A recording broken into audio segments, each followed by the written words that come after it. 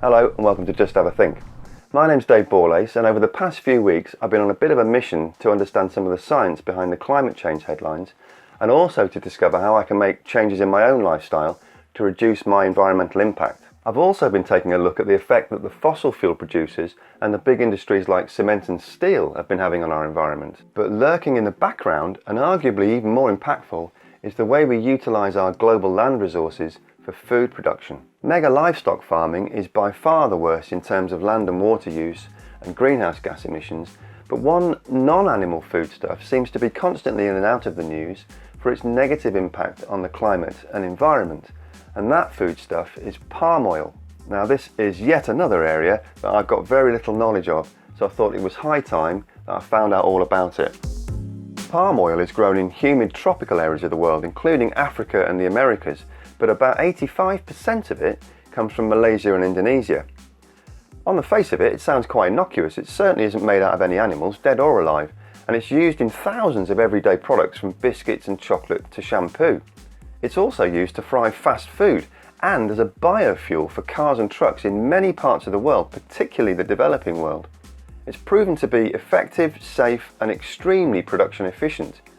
Here's a graph showing the yield per acre that you get from palm oil compared to other vegetable oils. So if palm oil itself is okay, then what's the issue? The problem is the volume in which it's produced and what's being displaced to make way for it.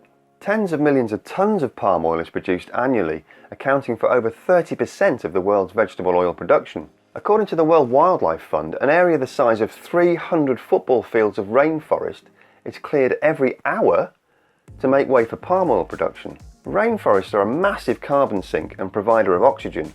Obviously you've got the ancient trees themselves, which have got huge amounts of carbon locked up in them, but as well as this, in many areas the forest floor is actually formed of peat, which is a super dense carbon rich material formed from the dead organic matter that fell to Earth over millions of years. And that's something we looked at in the carbon cycle animation in Programme 2. And when the plantation owners slash and burn the trees to get them out of the way, the peat on the forest floor goes up in flames as well, and all the millions of years worth of locked up CO2 just goes straight into the atmosphere. In fact, it accounts for about 10% of all man-made CO2 emissions.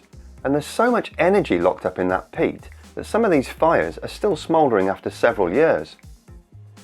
But although they only cover 2% of this planet, the rainforests are home to 50% of the world's biodiversity. When you burn these forests down, you get rid of that forever. We've probably all heard about the plight of the orangutan in particular, and it does look pretty grim for them actually. Over 90% of their habitat's been destroyed in the last 20 years. Every year, anything between 1,000 and 5,000 orangutans are killed either directly by the forest clearance operation or when they get forced out of the forests and into local human habitations in the desperate search for food. They're cute, aren't they? Here's one burning alive at the top of a tree, and here it is after it fell out of the tree. It's also a bit of a bonanza for the local poachers because the plantation owners build lovely big smooth roads straight into the heart of the rainforests, which saves the poachers an awful lot of bother hacking through the undergrowth to get to their target. Now all they have to do is drive up and sit and wait until the animals come fleeing out of the burning undergrowth and simply pick them off one by one. Couldn't be simpler. Mothers are usually targeted first by the poachers so they can take the babies to be sold or kept as pets or used for entertainment in wildlife tourism parks in countries like Thailand and Bali. Now, as well as being barbaric, psychopathic and completely inhumane, slash and burn also results in a secondary impact. Because the orangutans evolved alongside these rainforests for about 2 million years, they've become what's known as a keystone species, which means they play a vital role in maintaining the health of the ecosystem. So for example, there are actually types of rainforest seeds in Indonesia that can only germinate once they've passed through the gut of an orangutan. So you lose those orangutans and you lose a major chunk of the ecosystem.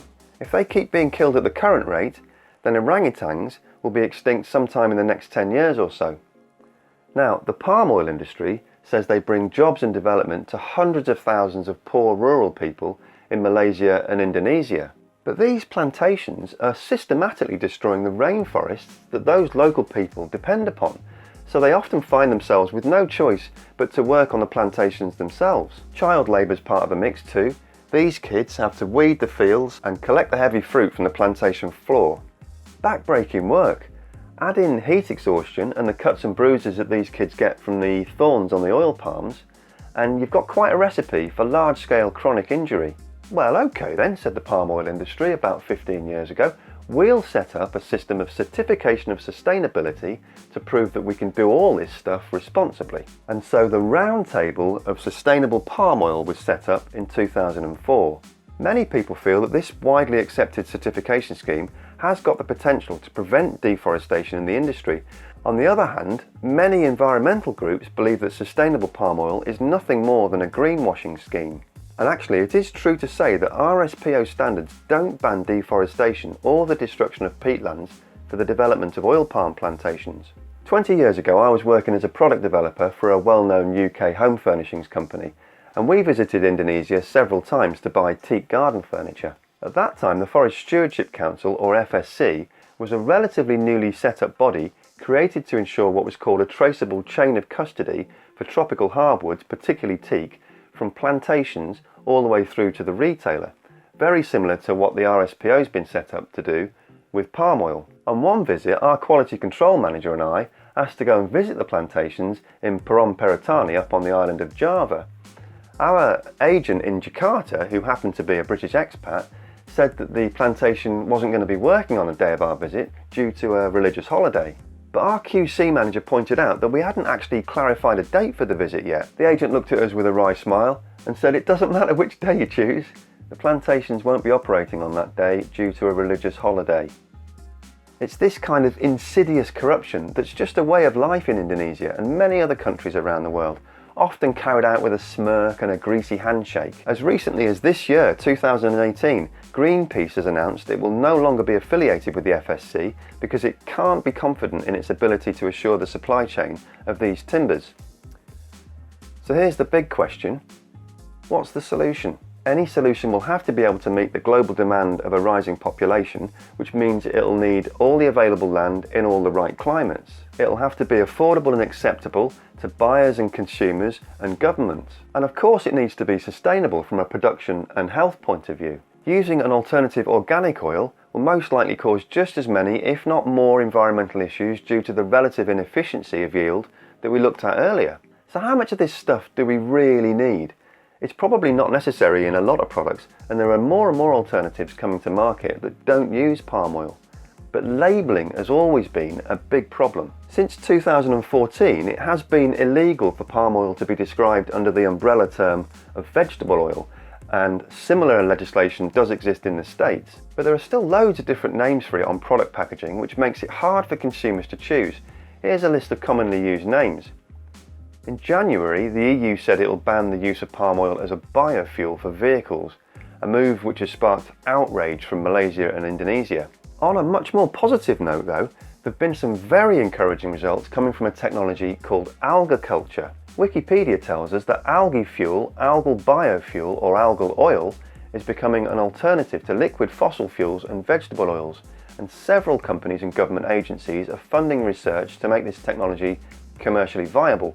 Although, like all fossil fuels, algae fuel does release CO2 when it burns, unlike fossil fuels which release millions of years of locked up carbon, algae fuel only releases the CO2 recently removed from the atmosphere via photosynthesis as the algae or plant grew.